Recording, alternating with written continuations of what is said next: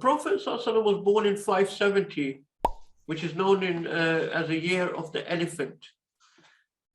The Arabs did not have a calendar system at the time, so they had no numbering of years or anything like that. So they didn't. The numbering of the years was started by Sayyidina Umar when he was Khalifa, and he started it. Retrospectively, he started it from year 1 was Hijrah. After the Hijrah was year number 1. That's why it's called Hijri calendar. So before that, the Arabs had no counting of years. So the only way you could identify a certain year was if a major event happened in that year. So in the year when the Prophet ﷺ was born, the incident of the elephant happened, which is obviously, I'm sure you're aware of, the attempted invasion of Makkah by the Yemeni king, Abraham. And Allah subhanahu wa ta'ala sent obviously the birds with the stones and destroyed that army.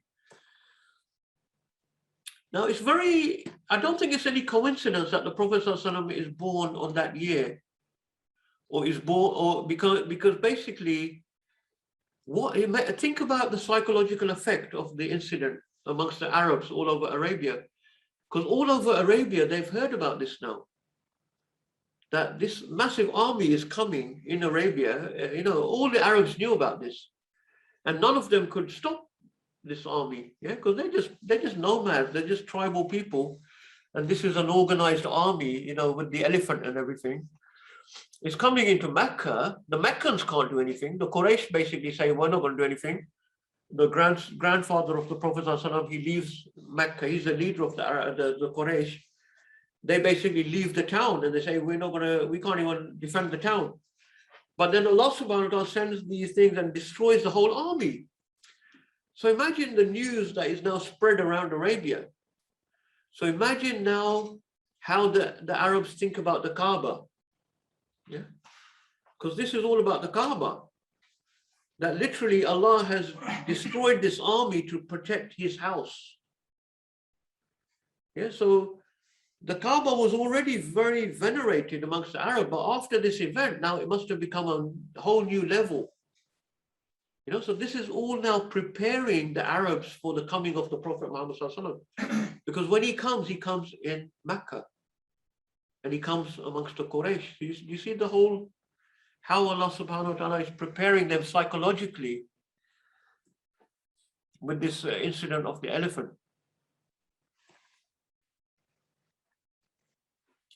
The Prophet ﷺ, his father died before he was born, his father Abdullah. So he was an orphan. His grandfather Abdul Muttalib became his guardian, and Abdul Muttalib was a chief of Quraysh. Now, with tribal societies, with tribes, you generally have chief or chiefs. And for tribal people, it's very important that the chief of the tribe is the most capable person, the one with the best leadership qualities. Because remember, tribal people, they live on the edge of existence. They can't afford to mess around with having in what do you call them, like incapable or inept rulers. They couldn't tolerate someone like Boris Johnson. It just wouldn't happen in a tribal situation. It's one of the interesting things, because when you look at civilized like empires and things like that, often the rulers of the empires are very incapable people. The emperor so-and-so, they just basically don't know, they're very, but they're hereditary and things like that. But in tribal people, you never have that, it never passes from father to son, or rarely. It would only go to the son if the son is really up to the task.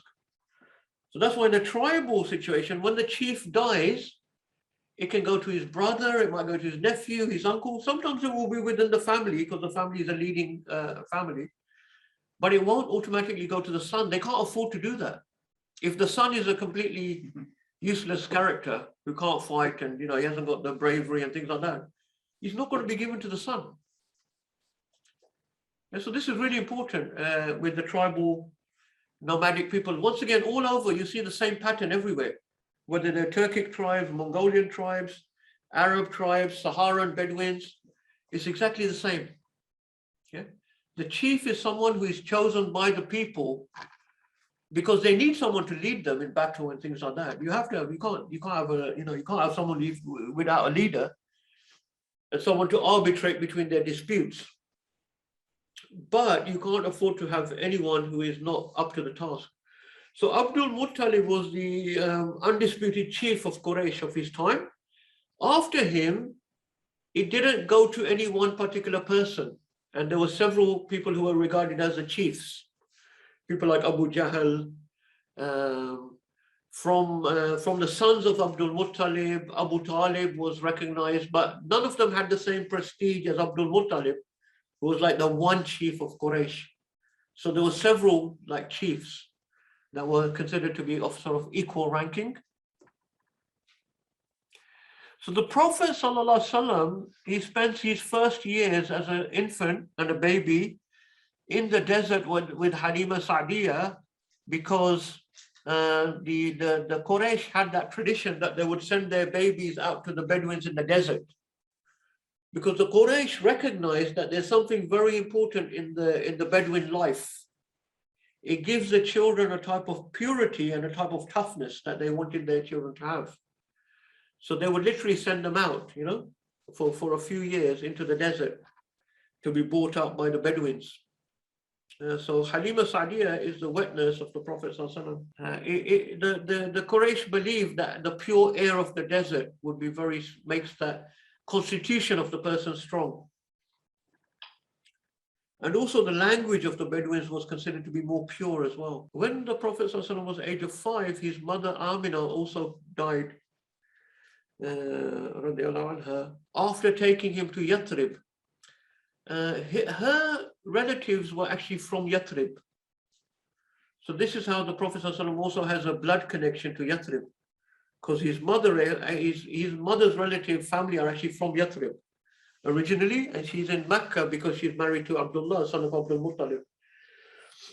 So she visited Yathrib with him, and he met his maternal relatives. But on the way back to Makkah, Amina died. And the Prophet ﷺ is approximately age of 5.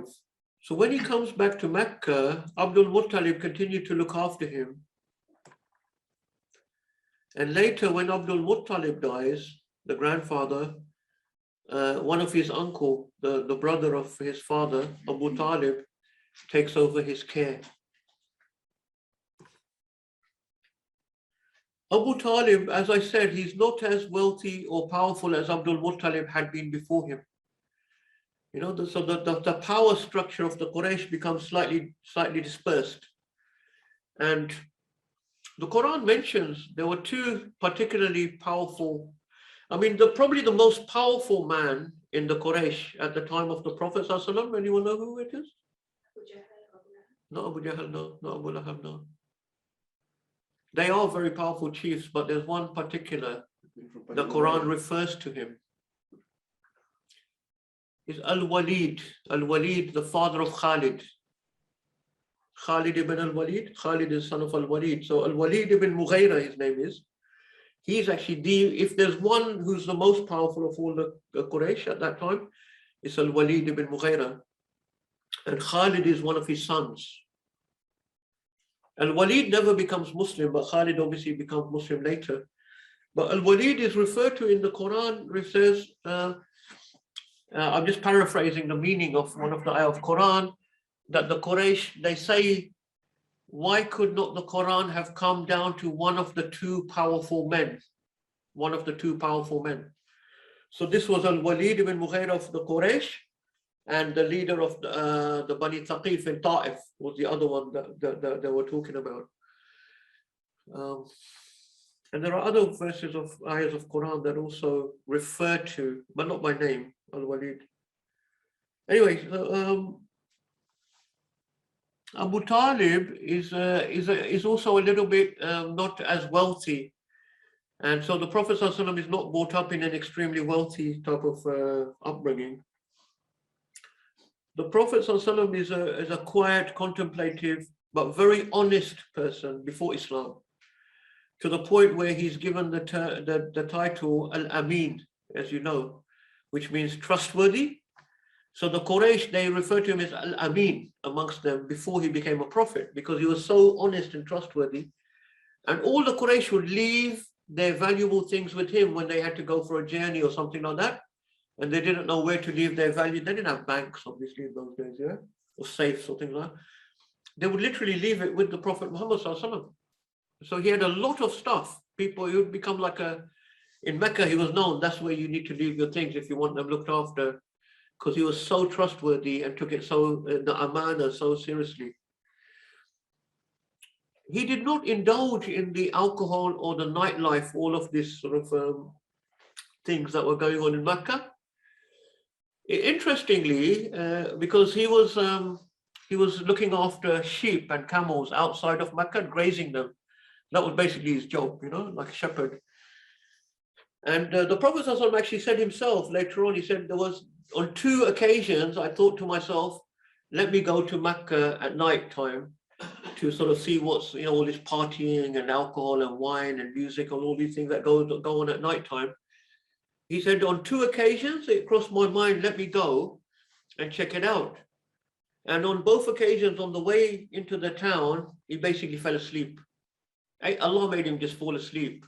And when he woke up, it was next morning. And then, but apart from those 2 times, he never had any sort of inclination to even go and have a look what's going on. It wasn't his sort of, he just didn't have the inclination.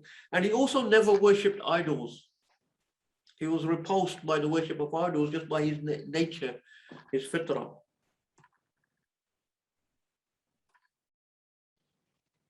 Now, obviously, at the age of 25, approximately, he married Khadija, who was a very wealthy widow, and he had been employed by her to do some trading. So after he was a shepherd, he had been employed by her.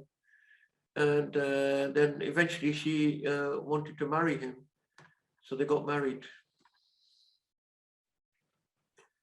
Now, before he became a prophet, he used to go every Ramadan, because the months had the same names before Islam as well. He used to go in Ramadan to a cave outside of Mecca. Obviously, it's a famous Ghari Hira, it's called now, on the Jabal al-Nur. It's called the Mountain of Light now, but at that time it was just a small mountain outside of Mecca.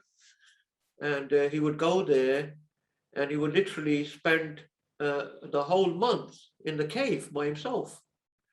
So very unusual, if you think about it, behavior for someone who's part of this idol worshipping type of society. Now, they did used to have, you know, contemplative people before Islam. There were some people called Hanifs, for example, that would be following the religion of Abraham, you know, and worship one God and things like that. So maybe he was influenced. We don't know. We don't really know what he was doing. We don't even know what he was doing in the cave. We only have literally one hadith, one word that describes what he was doing in the cave, and the Arabic evades me right now. But there's a lot of discussion amongst ulama. What does that word mean? Yatahannath, I think it is. And anyways, so it's conjecture, but obviously he was there sort of contemplating and reflecting, and maybe we don't know what he was doing basically. Khadija would come and give him food supplies, you know, and leave him there by himself, because he would spend the whole, that's very thing. So one day he's in the cave. Obviously he's at the age of 40 now, and this is when he receives his first revelation. And Angel Jibreel alayhi salam, you know the story, I don't need to talk about it, comes to him and says, Iqra bismi rabbika, and gives him the first ayahs of Quran. Interestingly, these very first ayahs of Quran are all to do with reading and pen. So the idea of knowledge coming immediately, importance of knowledge. And don't forget, this is coming to people who can't read and write. These are literally barbarian type of Arab tribal people. And so it's completely civilizing them.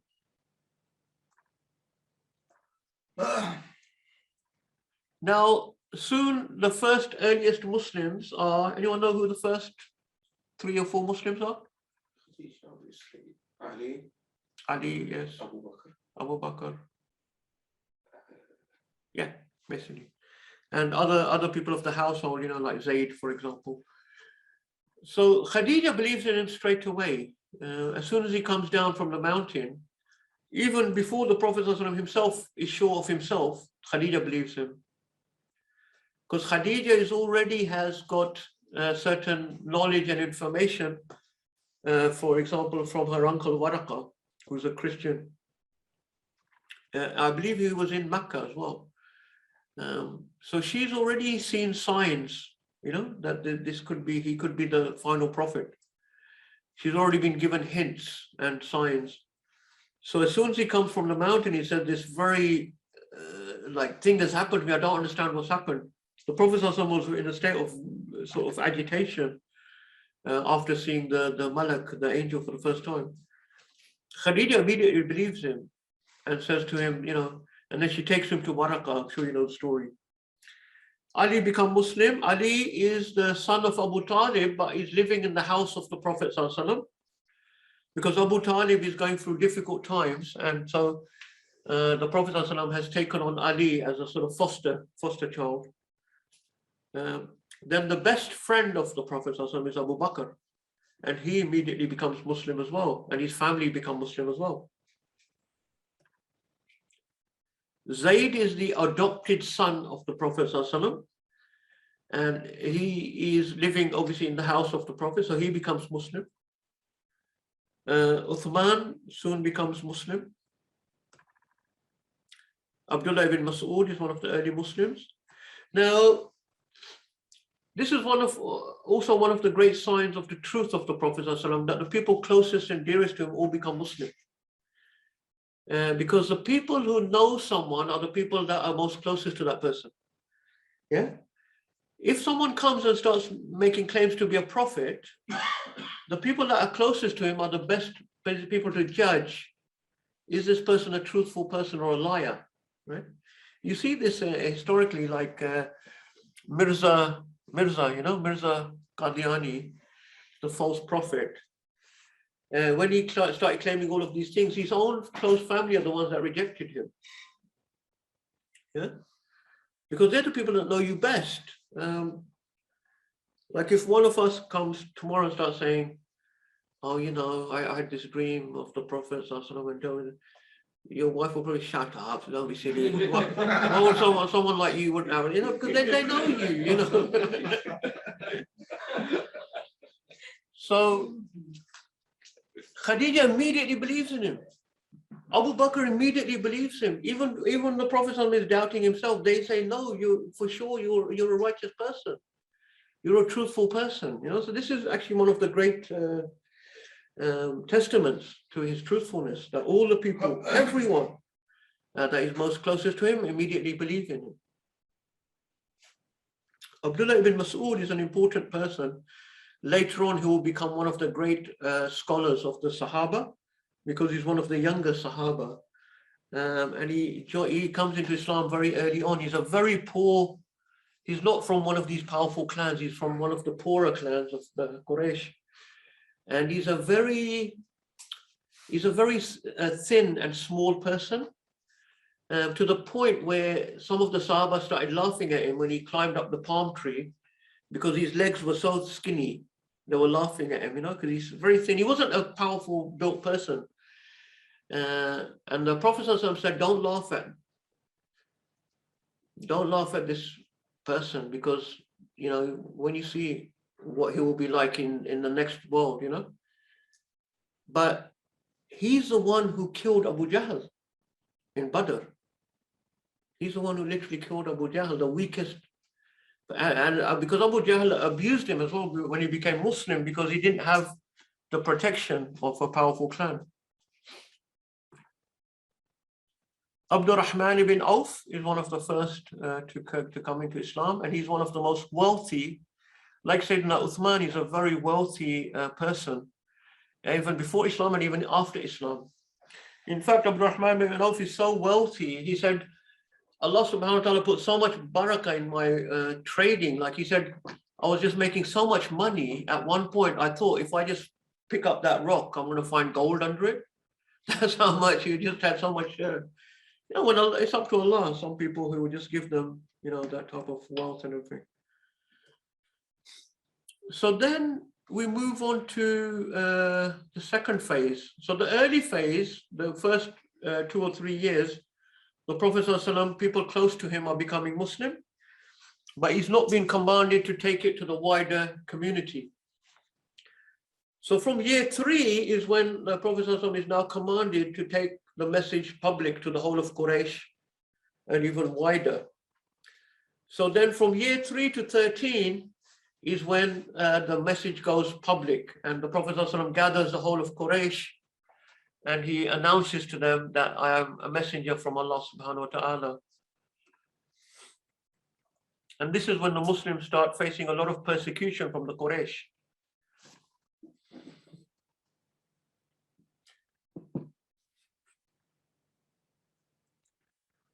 Now, when the Prophet ﷺ called his own clan first, his own wider family, and his uncles and cousins and those on, and he told them about his message, all of them remained silent. And then Ali, who was only 10 at the time, he stood up and said, I believe in you. After that, he called the whole of the Quraysh and he announced the message to them. And he made the famous speech. And he said to when the whole of Quraysh were gathered, he said, if I were to tell you that an army lays in wait to attack on the other side of the mountain, what would you say? They said, we've never known you to lie. We've never known you to lie. And then he said to them, well, I have come to tell you that I'm a messenger from God, messenger from Allah. And they were stunned, they were silent, they were silent. And then Abu Lahab broke the silence by cursing the message, and then the Quraysh dispersed.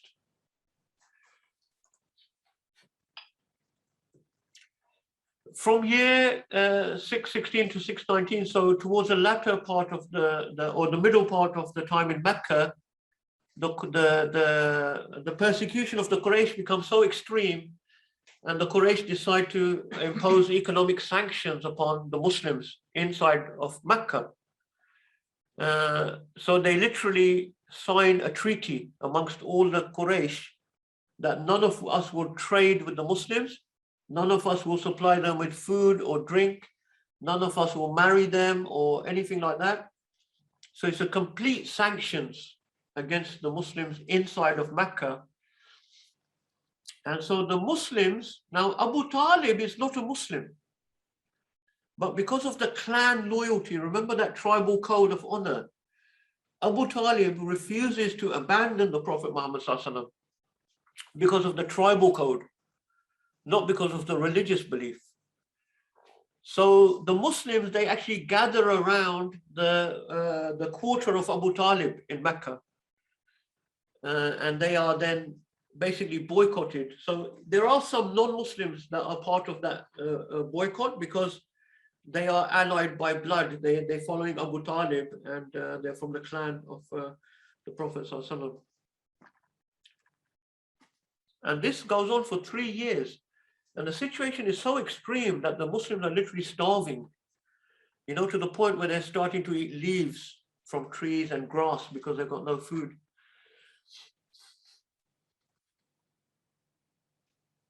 So nothing changes, yeah? This is still the same thing that they do to Muslims today. Put them under these sanctions so that they starve and they don't have medicine and all of these things. So they gather around Abu Talib. Finally, some of the non-Muslims are basically feeling really bad about what's going on. And they are the ones that end the sanctions. Because they say, look, at the end of the day, we're all Quraysh. What are the other Arab tribes going to say? That the Quraysh are killing each other, the Quraysh are fighting each other, and things like that. And they basically say, we're not going to follow these thing anymore. The year 10 of the message is known as the year of sorrows. This is corresponding to 619. Remember, the Prophet ﷺ is for 13 years in Mecca, so we're talking about the year number 10 now in Mecca. This is known as the year of sorrow because this is when Khadija dies and Abu Talib both die. And these are both very, very close people to the Prophet ﷺ. But then in year 11, we have the night journey, the Isra and Mi'raj. So going from the extreme test to the extreme reward in a way. You know, inna ma'al usri yusra, inna ma'al usri yusra. Often after the extreme hardships and tests become now the Isra and the Mi'raj is obviously the most amazing journey where the Prophet ﷺ is taken literally to Jerusalem and he leads all of the prophets in the prayer. He's the leader, the Imam of all of the prophets in prayer. And then he's taken through the 7 heavens to the presence of Allah subhanahu wa ta'ala, where even Jibreel alayhi salam cannot go. And he's given the 5 daily prayers and the final 2 ayahs of Surah Al-Baqarah are given to the Prophet ﷺ in the literally in the presence of Allah subhanahu wa ta'ala. Yes. And Jibreel revealed the 2 ayahs in heaven. I don't know if this was given to him directly from Allah or through Jibreel at that time. I don't know. But he went into the presence of Allah and he had direct speech. You know, he had direct speech from Allah subhanahu wa ta'ala. Like Musa had, but the difference here was that the Prophet actually saw Allah as well. But Musa was not given the sight of Allah subhanahu wa ta'ala. And Musa said, oh Allah, let me look upon you. Yeah. But he was not given that vision of Allah subhanahu wa ta'ala. The mountain was crumbled. So the vision of Allah subhanahu wa ta'ala is not given to any human being in this world except for the Prophet Muhammad sallallahu alaihi wasallam. In the next world, it is given to believers. Yes. I just wanted to ask, was the journey of Islam Mi'raj, was it a spiritual one or a physical one? It was a physical one. It was a physical one by consensus of the Sunni. There was some, I think probably modern day scholars that try to say it's spiritual, but it doesn't make any sense because if it was a spiritual, it would basically be like a dream, right? And then why would people have, like Abu Bakr, have been praised for believing in it? And why would some people have actually left Islam because they couldn't believe in it? Because anyone can have a dream. Yeah. Someone asked if the Prophet see Allah, or did he see his light? Okay, yeah. I mean, this is now going into theological Aqidah issues. It's very impossible for us to comprehend how you can see Allah subhanahu wa ta'ala. And this is why some people like the Mu'tazilites, rationalists, they said we can't see Allah subhanahu, it's not even possible.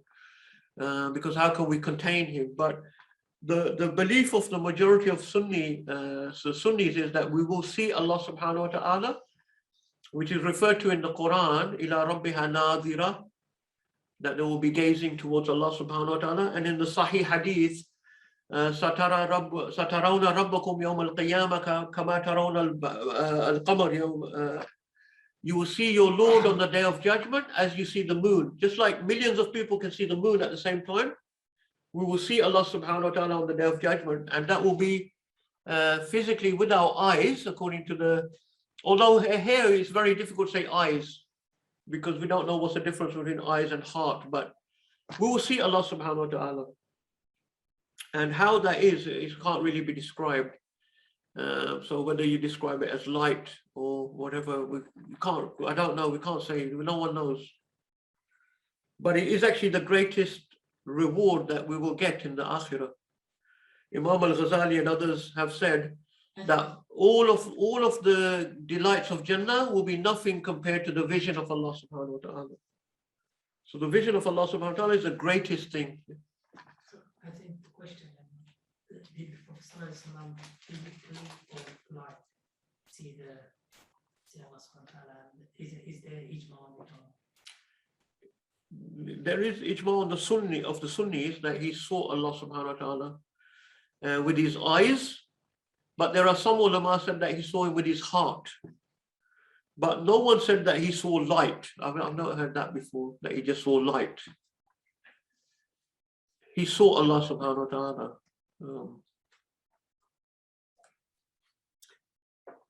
And the vision of Allah subhanahu wa ta'ala will be the greatest of all things in the akhirah. And nothing else that you get in Jannah will be even comparable to just the vision of Allah subhanahu wa ta'ala. Anyway, then what happens is the Prophet ﷺ is given the oath of allegiance from the people of Yathrib who have become Muslim. The Prophet ﷺ goes to Ta'if, the other town, and you know the story that they actually drive him out of the city with stones. He goes there to preach Islam, and they send the kids and the slaves to chase him with throwing stones. This is one of the very difficult tests that the Prophet ﷺ was given, because it's very humiliating, you know, just little children and slaves throwing stones. I mean, these are very dignified. Remember, honor and dignity is very important to these people. And this is when, you know, the Prophet ﷺ is actually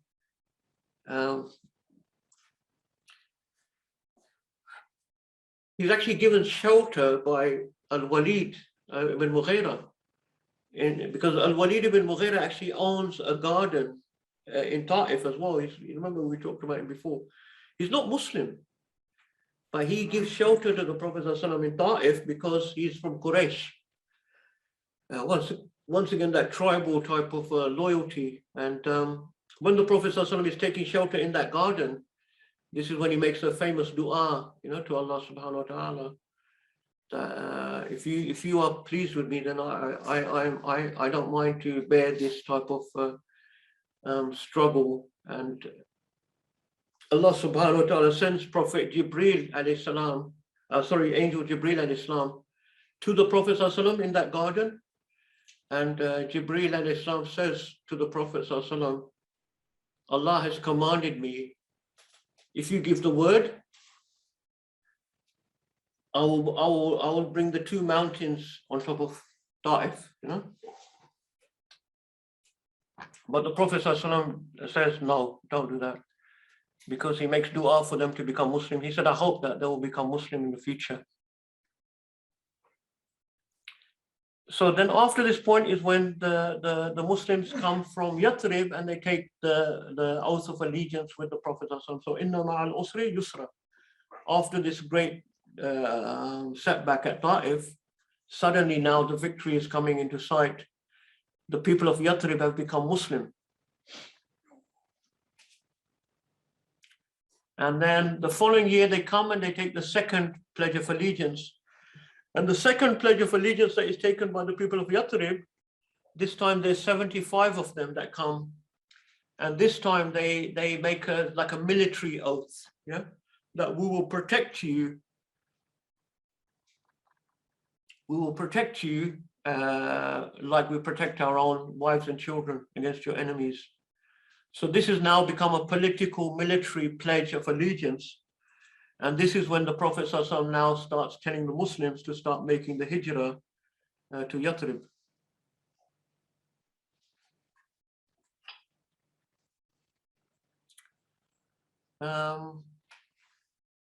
Obviously, the Prophet ﷺ makes his own hijrah with Abu Bakr. And when he comes into Medina, he draws up a treaty, which some people have said is the first constitution, or it's a constitution. Which is true in a way. I don't think that's even though you're sort of projecting modern things back to the past, and you're sort of saying, oh, the West have developed constitutions, so we had a constitution, which is sort of like a defeatist mentality. But it's true. The Prophet ﷺ did have this written constitution. He had a written treaty for the people that live in Yathrib. So the Muslims and the Jews, in other words. And they agreed to let the Jews live in Yathrib according to their own religion and according to their own law as well.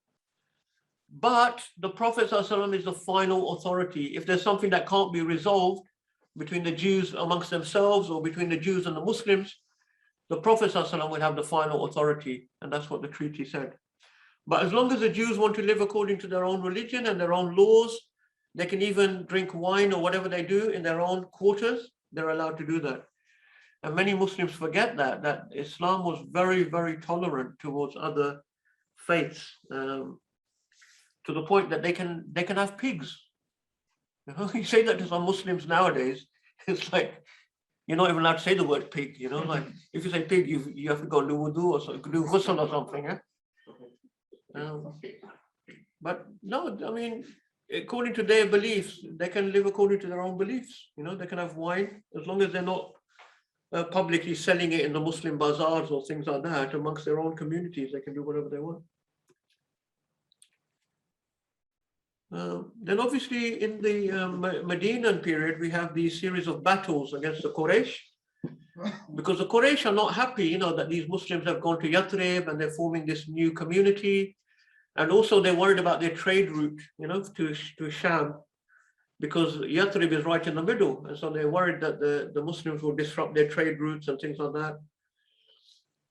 So a series of battles take place, Battle of Badr, Uhud, then the Battle of the Trench when Medina is besieged itself. But the Quraysh are ultimately unsuccessful in destroying the Muslims. The Battle of the Trench is the sort of when the Muslims are at their most vulnerable and weakest. This is when they build the trench around Medina. The Quraysh have gathered their allies from all over Arabia. So they've come with a massive army of all these different Bedouin tribes, and they've all come upon Medina, Yathrib, and the Muslims are basically besieged. And not only that, then the Jewish tribes in Medina, they also are treacherous. They actually decide to join. So the Muslims are literally, this is the point where the Muslims are tested at the highest, the greatest test. And the Quran refers to it as well, you know, that when all of these forces gathered against you, and some of you despaired, but some of you said, Hasbunallah wa ni'mal wakeel, Allah is enough for us and He's enough of a guardian. So ultimately the Muslims are not defeated in the Battle of the Trench. Allah subhanahu wa ta'ala gives them victory in a way, because the forces against them cannot breach the trench. And after that, it's the turn of the Muslims to now become, slowly become more powerful. And within a few years, the Muslims have become so powerful that they can then take Makkah back from the, Quraysh.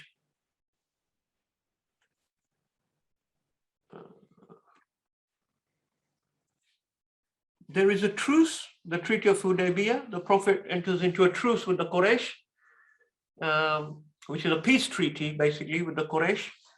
But then the treaty is broken by one of the allies of Quraysh.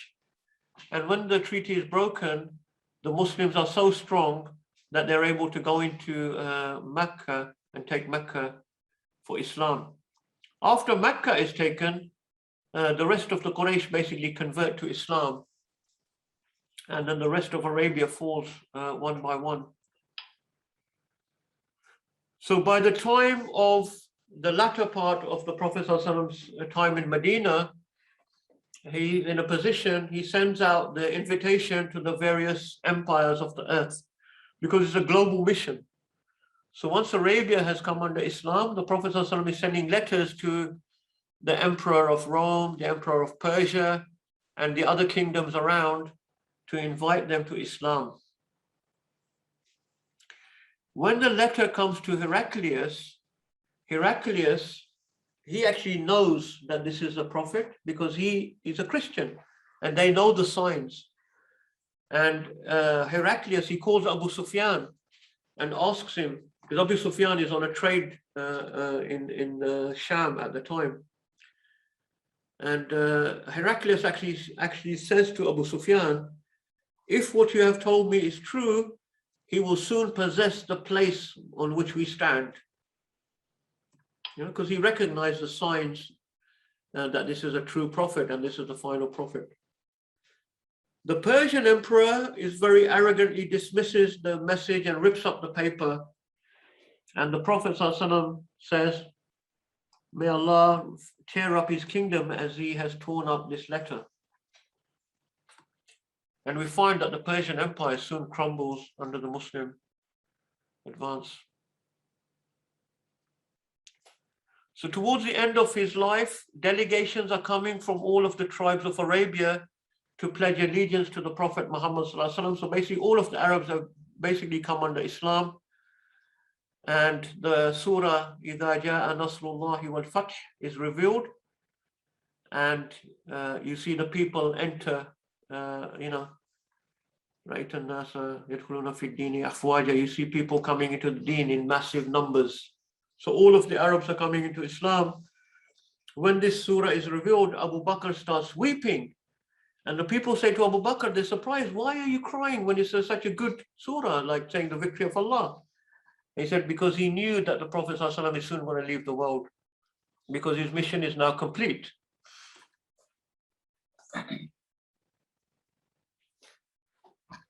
Jazakumullah khairan. May Allah subhanahu wa ta'ala give us tawfiq to understand about the life of the Prophet ﷺ. I'm sorry we ran a few minutes late, but I just wanted to complete all the slides this time, inshallah. Jazallahu anna sayyidina Muhammad sallallahu alaihi wasallam. Jazallahu anna sayyidina Muhammad sallallahu alaihi wasallam. Jazallahu anna sayyidina Muhammad sallallahu alaihi wasallam. Subhana rabbika rabbil izzati amma yasifun. Wa salamun alal mursalin. Alhamdulillahi rabbil alamin. So next week, inshallah, we'll be going on to Sayyidina Abu Bakr, the Khilafah of Sayyidina Abu Bakr.